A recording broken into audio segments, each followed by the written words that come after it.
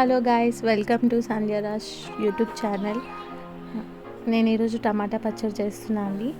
Tomatoes నీట్గా అంటే ఒక 7-8 టమాటోస్ తీసుకొని నీట్గా వాష్ చేసుకున్నాక ఇలా చిన్న చిన్నగా కట్ చేసుకోవాలి.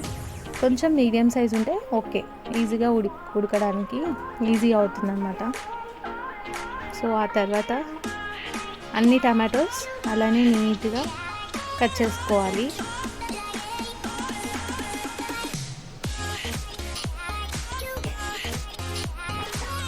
కొంచెం చిన్న సైజ్ అయితే ఏంటంటే ఉడుకుతుంది అన్నమాట తొందరగా. నెక్స్ట్ పచ్చిమిర్చి 10 పచ్చిమిర్చి తీసేసుకొని కట్ చేసేసుకోవాలి. ఆ తర్వాత స్టవ్ ఆన్ చేసి మనం కట్ చేసుకున్న అన్నీ ఒక బౌల్లో వేసుకొని పొయ్యి మీద పెట్టేసుకొని ఆ తర్వాత 2 స్పూన్స్ సాల్ట్ వేసుకోవాలి. ఎవరికి నచ్చినట్టు వాళ్ళ రుచికి తగ్గట్టు వేసుకోండి. 2 స్పూన్స్ అయితే సరిపోతుంది. తర్వాత పసుపు, ఆ తర్వాత కొంచెం అలా కలుపుకొని ఆ తర్వాత మనం దీంట్లో చింతపండు వేసుకున్నాము. చింతపండు కూడా మీకు రుచికి సరిపోయినంత వేసుకుంటే సరిపోతుంది. ఆ తర్వాత 2 స్పూన్స్ ఆయిల్ వేసేయండి. కొంచెం సేపు ఒక 5 మినిట్స్ ఉడకబెట్టేసాక చూద్దాం ఎలా ఉందో. అలా వచ్చింది. నెక్స్ట్ తాలింపు వేసేసుకున్నాము. జీలకర్ర, ఆవాలు, నెక్స్ట్ శనగపప్పు.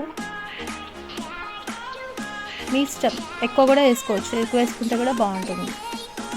ఆ తర్వాత ఎండుమిర్చి వేసుకున్నాము. నెక్స్ట్ కరివేపాకు,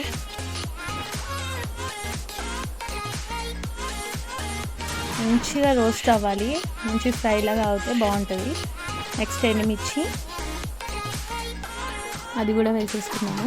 ఒక 2-3 వేసుకుంటే సరిపోతుంది. మనం తీసుకున్న క్వాంటిటీకి 2-3 ఎండుమిర్చి వేసేసుకోవాలి కట్ చేసుకొని. ఆ తర్వాత అది మంచిగా ఫ్రై అవుతున్నప్పుడు కొత్తిమీర కూడా అందులో వేసేసుకోవచ్చు. డైరెక్ట్గా టమాటాలో కూడా వేసుకోవచ్చు, లేకపోతే ఇందులో కూడా వేసుకోవచ్చు. ఇందులో వేసుకుంటే ఇంకొంచెం టేస్ట్గా ఉంటుంది. నెక్స్ట్ ఎల్లిపాయలు కూడా వేసేసుకోవాలి. ఆ తర్వాత మనం తీసి పక్కన పెట్టుకున్న దాన్ని మంచిగా రుబ్బుకోవాలి. పాతకాలం వాళ్ళలాగా రుబ్బుతున్నానని ఏం అనుకోకండి. ఇలా పప్పుగుత్తితో రుబ్బితే మా హస్బెండ్కి చాలా ఇష్టం, అందుకే అలా పప్పుగుత్తితో రుబ్బాను.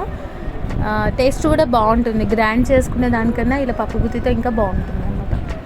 ఆ తర్వాత మనం వేసుకున్న తాలింపు ఉంది కదా, అదంతా ఇందులో వేసేసుకున్నాము. సో టమాటా పచ్చడి రెడీ. ఇలా కలిపేసుకున్నాము మొత్తం. చాలా బాగుంటుంది. రైస్లో తినండి, మీరు కూడా ట్రై చేయండి. చాలా సింపుల్ రెసిపీ అన్నమాట. Thank you.